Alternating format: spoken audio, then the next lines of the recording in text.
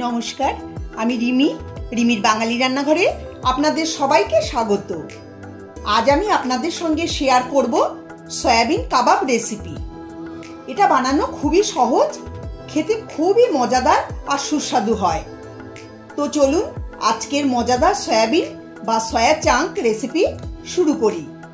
যদি ভিডিওটা ভালো লাগে তাহলে অবশ্যই লাইক সাবস্ক্রাইব করতে ভুলবেন না। চলুন তাহলে রেসিপি শুরু করি।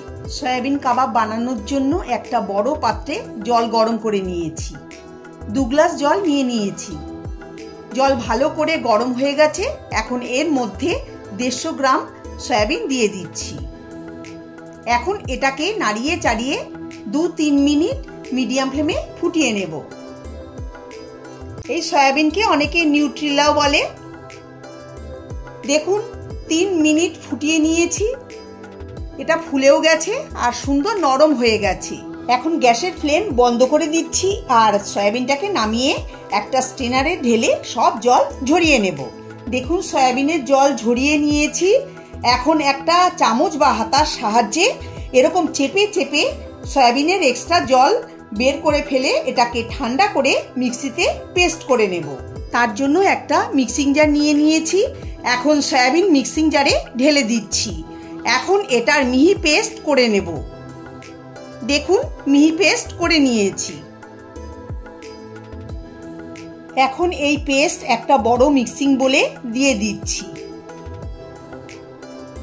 এর মধ্যে দিয়ে দিচ্ছি 2 মিডিয়াম সাইজের আলু সেদ্ধ করে খোসা ছাড়িয়ে ম্যাশ করে।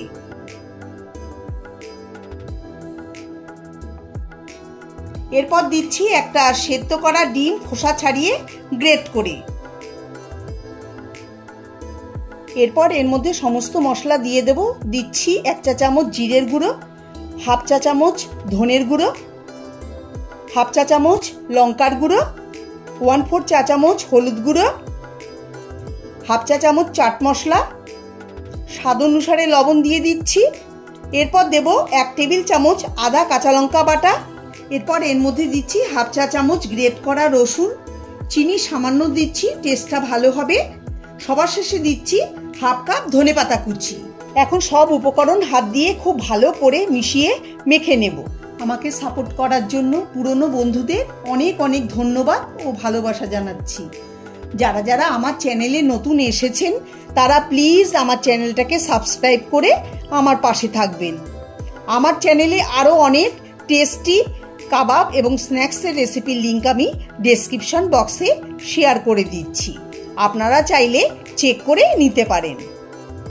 ভালো করে মেশানো হলে হাতে সামান্য তেল বা জল লাগিয়ে নিয়ে এখান থেকে নিয়ে প্রথমে গোল গোল করে 2 হাতে চেপে কাবাবের শেপ করে নেব।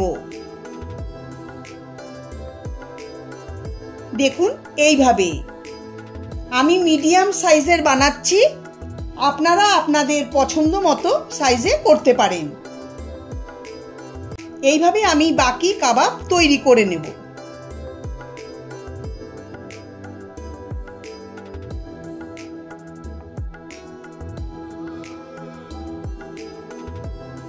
সব কাবাব তৈরি করে নিয়েছি। এটা আপনারা এয়ারটাইট কন্টেনারে ভরে ফ্রিজে রেখে দিতে পারেন। বাড়িতে অতিথি এলে ফ্রিজ থেকে বের করে গরম গরম ভেজে অতিথিকে খাওয়াতে পারেন। খেয়ে সবাই প্রশংসা করবে। এখন কাবাব ফ্রাই করে নেব। তার জন্য প্যানে 2 চামচ তেল দিয়ে তেল গরম করে নেব। আমি শ্যালো ফ্রাই করব। তেল গরম হয়ে গেছে। এখন এক এক করে কাবাব দিয়ে দেব। কাবাব তেলে ছাড়ার পরে 1.5 থেকে 2 মিনিট এটাকে উল্টাবো না, তাহলে কাবাব ভেঙে যেতে পারে।